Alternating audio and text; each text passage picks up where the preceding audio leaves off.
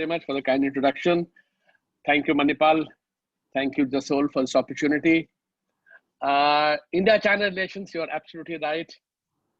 From Arthur and Chintamani ji, lot of heat, but not enough light. We hope to throw some light on it. One, of course, I would begin by on terminology. One, we say sometimes Indo-China. No, Indo-China is far away. This is India and China. The second is use the word China very loosely. You know, the Chinese Communist Party, CPC, has arrogated to itself the role of representing China, Chinese civilization, Chinese history, Chinese aesthetics, etc. I don't accept that. I mean, yes, Chinese Communist Party is in control.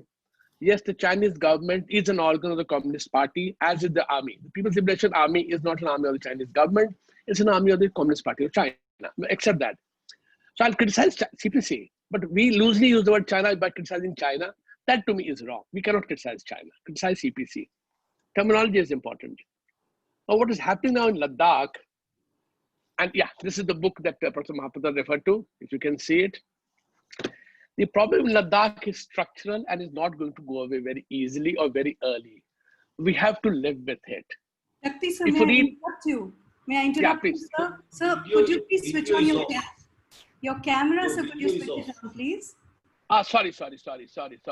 We'd like to see while you are speaking. Yes, thank you. Thank you. Can we see the book? No, the camera seems to be showing on. It's not off here. Now it's on. Now it's on. I know why. You know, okay, now it's on. But no, you know why? Because I'm reading notes from the screen, and therefore I switched scenes. Yes. You will have to miss me. You'll have to miss my face for some time. Okay, sir. Otherwise, I can't speak. All right. The problem in Ladakh is structural, as I said. If you read a scholar like, say, John Mearsheimer, when he talks about USA's hegemony, he says the first step USA took was to control the Caribbean. So while you have the Monroe Doctrine on one hand, you have to first control your access to your continent to become a major power. You cannot be challenged in your own neighborhood. China, Communist Party sees China as a great power. China will be a great power only if its neighborhood, in this particular case, East Asia, and hence all that is happening in Senkaku and Taiwan, and South Asia is very, very important for them. This we have to accept it. So therefore, this is not a matter of 5 kilometers of Galwan, half a kilometer Galwan and 5 kilometers of Depsan. This is a structural problem. They would not like India to grow into a bigger power. They would not like India to have autonomy of choice of partners, military partners, or security partners. So this thing we must keep in mind. The other we must keep in mind is do not fall for this trick of the borders are a colonial legacy problem. No, the borders are known. The LAC is known. If somebody decides to violate the LAC, and the Chinese ambassador the other day said, no, we should not even exchange maps and delineate the position, that will lead to more confusion. In other words, he's leaving to himself the card of changing perception of LAC when they want to change it. That is not correct at all. That we cannot allow to happen. Incidentally, India has a very good case on Aksai Chin. Do not again fall for the colonial Johnson line and Johnson other line. Ladakh-Tibet relationship is an old relationship. They fought wars on it. There was the famous treaty of Timsogang in 1684. And incidentally, the Ladakhi king then took the help of the Mughals. The then king, Daldan son of Senghe, who was the founder, he took the help of the Mughal governor of Kashmir in the final battle, and then they had the agreement. Ladakh retained the present borders, and it retained control of 6 villages near Mansarovar called Mensar villages. Other villages nearby were given to Bhutan, who was an ally of Ladakh. So it was Bhutan on one side, Ladakh, and in between the Tibetans who were expanding westwards and southwards. And therefore these two had teamed up. So our history, there is a long history. Aksai Chin was always a part of the kingdom of Ladakh and later of the kingdom of Jammu Kashmir after the Dogra Raj. And Dogra Raj therefore called themselves king of Jammu, Kashmir and Tibet. They even used the word Tibet because they had these villages there. But we seem to forget it, we're defensive about it. No, Aksai Chin, both countries don't have a good case. No, we have a good case. They don't have a good case. Next point, negotiations are important. Even though these are structural problems, they're not going to go away. We need to negotiate. You need to negotiate because negotiating ultimately helps you buy time, one, and two, there is no option to it. Look at the way the CPC uses negotiations, even their agreements and treaties. For them, it's transitional. They're tactics to buy time. They are not commitments in permanent. So we think of it in permanent. This is not so. So, if you have these 3-4 things in mind, it enables you to understand things much better. Why I'm a little worried about India-China relations going forward, in addition to this, is the changes happening in China itself. One, that their growth has been fantastic over 40 years, we cannot deny it. That their leadership has shown tremendous agility in changing its position at different times, give it to them. Can they do it again? This transition from manufacturing export economy to a consumption service economy is a very complicated one. The Western world took decades and decades and centuries to do that. China wants to do it in 10 years. It's very difficult to them. So it's not going to be easy. The transition will cause a lot of social upheaval with unemployable people. Will never get any employment because they lack the skills for the new generation of industries and the new generation of services. Two, the population is falling. 2017 was the last year the Chinese population increased. 2018 onwards, the population is falling. By 2050, they'll have 200 million less workers.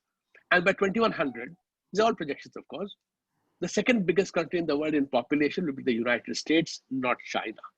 So, when you have a population which is shrinking and growing old, you have more people who are not working. So the number of workers is shrinking, but the number of dependents is growing. So it's not a very good sign for the country. The next point is that, and I'm closing now, is China has overread the West's collapse. It has overread the decline of the West after 2008. They think of it as terminal and very fast. In fact, the other day, listening to a lecture organized by ICS by the scholar, Yal Shutong, who's very good, he's Sinha University, outstanding scholar. He also says that in the Cold War was between two ideologies. This time there's no ideology. Trump is no defender of the liberal world order. Trump is bringing it down. They're over-reading the situation in the world. Why, I don't know. And that is not it's a sign of desperation in one way. It's a sign of overconfidence going together. See, if one is there is bad enough. When you have both of them going together, the confidence that we are the world now, we are the number one now. That's only a matter of time. When the Chinese Prime Minister Li Keqiang tells US President Trump that you will supply the raw materials and we'll produce them and sell them to you. I think that's a little too much too soon. Because US's per capita income is 4.5 times China's per capita income today in real terms. Don't go for PPP dollars. You don't invest, you don't sell, you don't buy in PPP dollars. You need real dollars for that. And one more sign of anxiety is that what is happening internally in China, whether it's the anti-corruption campaign, the tiger flies, which has taken down a lot of senior people, not just political. 3 consecutive vice ministers of public security are behind bars. And the head of the police of Shanghai and of Chongqing. All of them were linked with the Jiang Zemin faction. What is happening? We don't know. When professors of Tsinghua University are prepared to write in public attacking Xi Jinping's changes, this will not lead to a situation like Tiananmen, I agree. That will never happen in China. Tiananmen was an aberration, will not happen again. But it's a sign that some internal things are happening. And if you look at the recent speech of Xi Jinping, saying, yes, we want Tibetan Buddhism, but sinicize it. In other words, we will, while we may say multi-ethnic country, multinational, even they don't want nationalities, in fact. But reality is they want standardized Han-Chinese version of it. In Mongolia, already the trouble of language has happened. Tibetan is happening, sinicization. So these are signs of a leadership which is pushing very, very hard, very soon. That is a destabilizing factor normally. And therefore, looking forward to India-China relationship, as I said, I think we should be prepared for the fact that Hindi Chini Bhai Bhai is very far away, that even normal relations will always have a lot of tensions built into them. So while we should negotiate and continue negotiating, we cannot let down our guards. And critically, your economy must boom. You'll be taken seriously when your economy is doing very well. You have enough resources put into defense. You're not using defense for, defense is a word very good, defensive word. You're not being offensive about it, but you're prepared to show that, yes, I'm prepared to protect my land. So once this thing is kept in mind, as I said, India leadership is in for interesting times, which is a Chinese word, not a good word at all. And because we are clear that Asia has place for China and India and Japan. No country will be able to become a hegemon in Asia. We want good relations, but not at the cost of our independence or autonomy.